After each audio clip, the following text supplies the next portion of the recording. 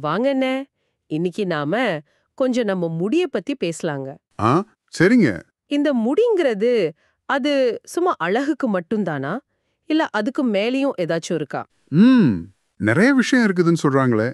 ஆமா, நம்ம முடி வெளியே இருக்கிற சில சக்திகளை உள்ள இழுக்கிற ஒரு ஒரு கருவி மாதிரிங்கிறாங்க. ஆமாங்க, ஒரு ஆண்டனா மாதிரி. அது நம்ம மனசு, உடம்பு எல்லாத்தையும் கூட பாதிக்க வாய்ப்பு இருக்குன்னு சில கருத்துக்கள் இருக்குது இல்லைங்க? இருக்குதுங்க, இருக்குது. ஆனா தலைமுடியை எப்பவும் விரிச்சு போட்டுட்டே அலையறது, அது கொஞ்சம் சிக்கல்னு சொல்றாங்களே, கேள்விப்பட்டிருக்கீங்களா? ஆமாங்க, கேள்விப்பட்டிருக்கேன். என்னடா இது புதுசா இருக்குன்னு யோசிக்கிறீங்களா? வாங்க, இத பத்தி கொஞ்சம் ஆழமா பார்க்கலாம். சரிங்க, பார்க்கலாம். சரி, இந்த விரிச்ச முடிய பத்தி முதல்ல பேசுவோங்கண்ணா. ம் இப்படி முடிய சும்மா அலைய விட்டா, அது தேவையில்லாத ஒரு மாதிரி எதிர்மறை சக்திகளை ஈர்க்கும்னு சிலர் பேர் நம்புறாங்க இல்லீங்களே? ஆமாங்க, அந்த மாதிரி ஒரு நம்பிக்கை பல பண்பாடுகள் இருக்குதுங்க.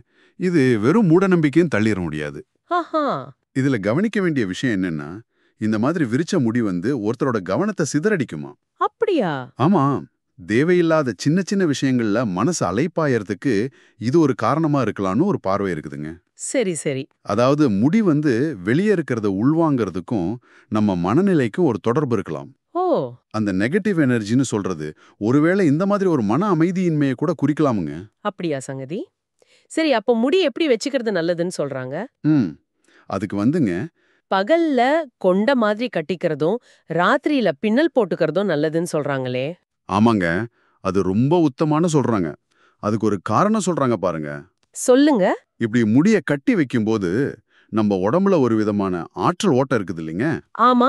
அத சில பேர் ஒரு மின்காந்த புலம் மாதிரி நம்ம உடம்போட சக்தி வளையன்னு கூட சொல்லலாம். சரிங்க. அது சமநிலையில இருக்குமா. ஓஹோ. அது மட்டும் இல்லைங்க, முடிய சும்மா விரிச்சு விடாம கட்டி வச்சா அது சேதமாகாம, உடையாம, சிக்கலாகாம இருக்கிறதுக்கும் இது ஒரு நல்ல வழிதானீங்களே.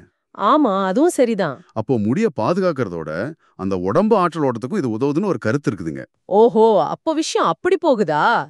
முடிங்கிறது வெளியுலகத்தோட ஒரு தொடர்புல இருக்குது.